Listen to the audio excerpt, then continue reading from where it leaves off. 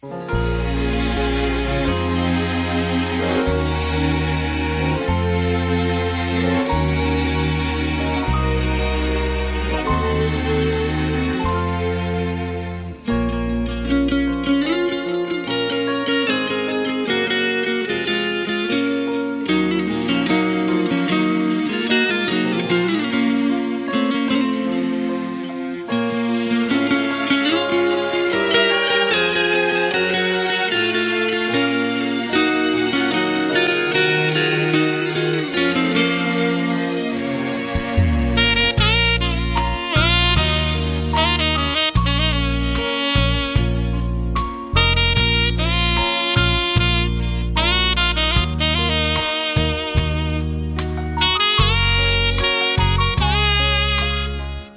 pillar of a building holds up a physical edifice.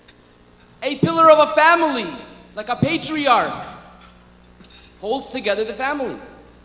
A pillar of a community does kind acts to hold together, to hold up the community. Things, key acts that will hold together the community, that's what a pillar will do. But a pillar has another character to it, and that is that the pillar stands there, for example, in a building, in the middle of the room, holding up the ceiling, quietly, discreetly, modestly, without any fanfare, without any big ordeal being made out of the pillar. No one walks through the room and says, wow, we're so happy that this pillar is over here. It just does its job. We'd like to call up Mr. Yerachmiel Jacobson to come up and accept the Community Pillar Award.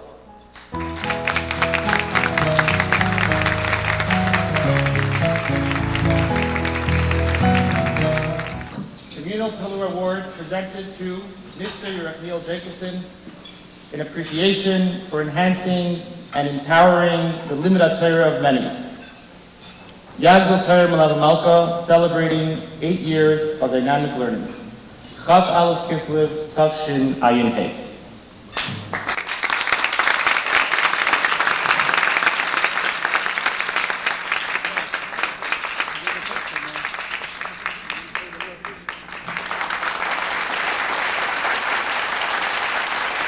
I want to share with you one thought that I think is appropriate for tonight.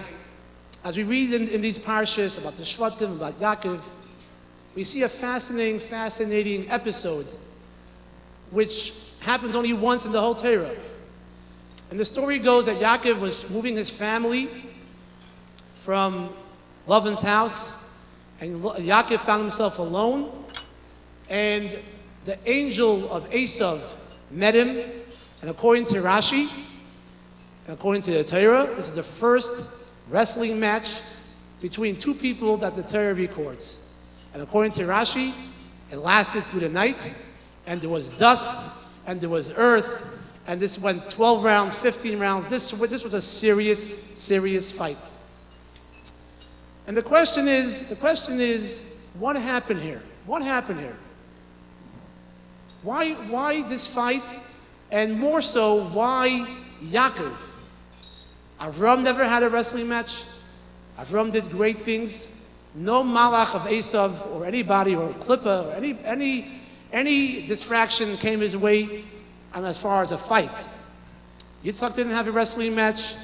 Not Moshe. No one is recorded where there was a malach of Esav having it out, hand in hand, fist to fist, through the night.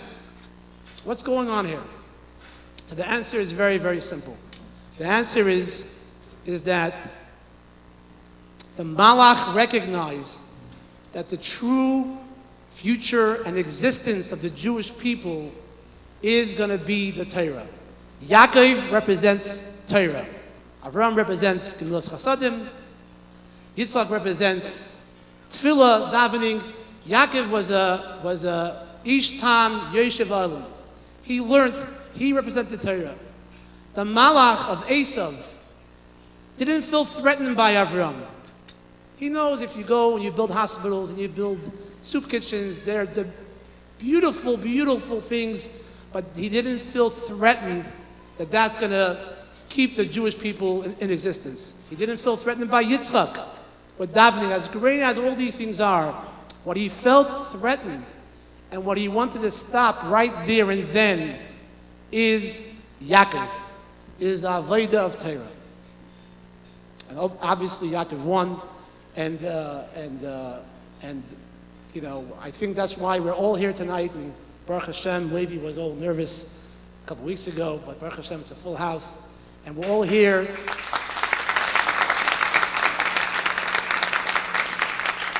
And we're all here tonight to give honor to the true Moisid of Yagdal Torah. The honor, really, he should be standing here and taking the award. Yagdal Torah does great work. Rabbi Menachem Mendel Wolf is not just a teacher, but he's also a guiding force in the launching of Yagdal Torah. And thus he has a hand in the wonderfully developed Moisid by Rabbi Levi Broud. We thus present the Vision and Teaching Award to a figurative Kohen like Aaron HaKohen, who did not compromise the ways of Torah, to a master Magachir, Rabbi Menachem Mendel Wolf. We now call up Rabbi Menachem Mendel Wolf to please accept the Teaching and Vision Award.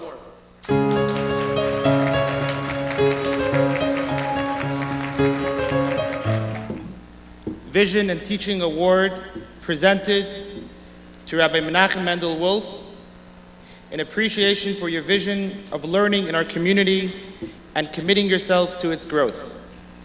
Yagdal Torah Melava Malka, celebrating 8 years of dynamic learning, Chaf Aleph Kislev Tavshin Ayin Hey.